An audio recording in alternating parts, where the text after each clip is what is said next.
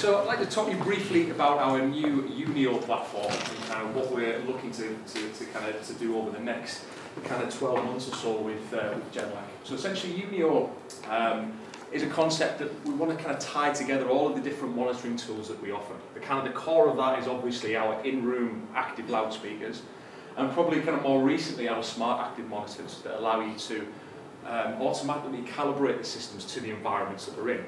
Kind of a core principle for us at Genelec is not only developing reference monitors, but enabling those monitors to be reliable and accurate in any environment that you're working in. So ultimately, projects translate, content translates.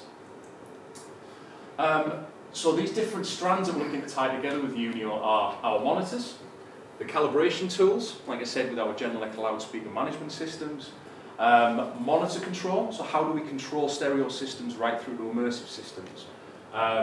With our sound monitors, they're super scalable, so we can go from stereo up to 180 speakers if we needed to. So in terms of platforms, in terms of whether it's Atmos or kind of other immersive formats, we can scale accordingly.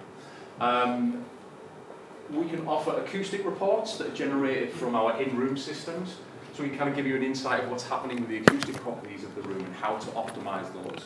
And then finally, kind of bridging the gap between in-room systems and personal monitoring through headphones. How do we kind of improve externalization with headphones so it's more akin to working on an in-room system, whether that be in stereo or immersive applications.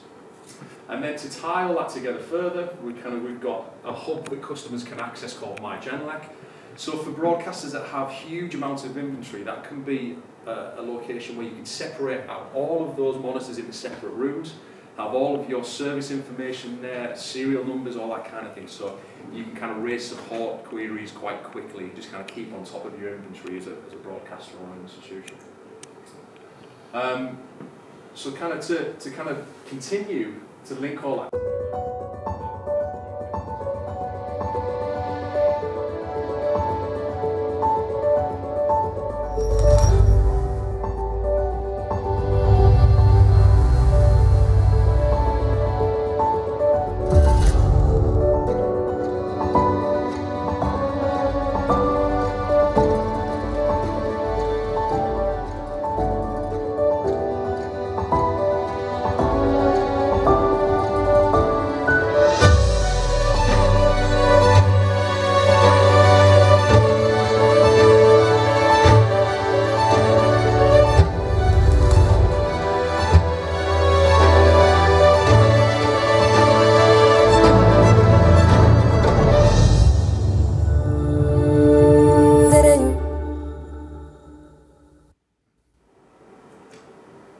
So the idea of the reference controller is to, again, be a bridge to tie together all of these different elements that I was talking about. So we can use it primarily as an audio interface or as a means to control our sound monitoring systems.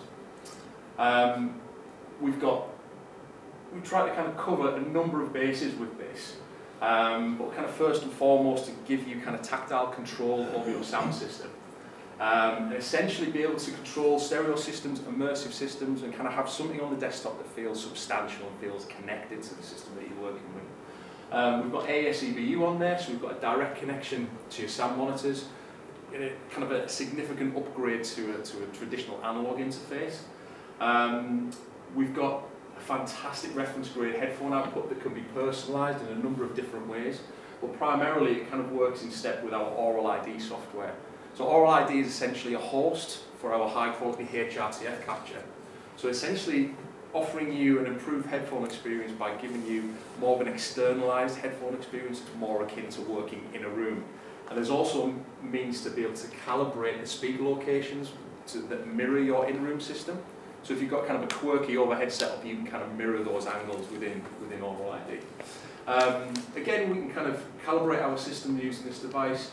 And then finally, we're able to measure the noise exposure, either in-room via the microphone, or we can do it over headphones as well. So we can reference the input versus output level of your audio to kind of see what levels you're being exposed to throughout the day. And that is me done with 3 seconds to spare.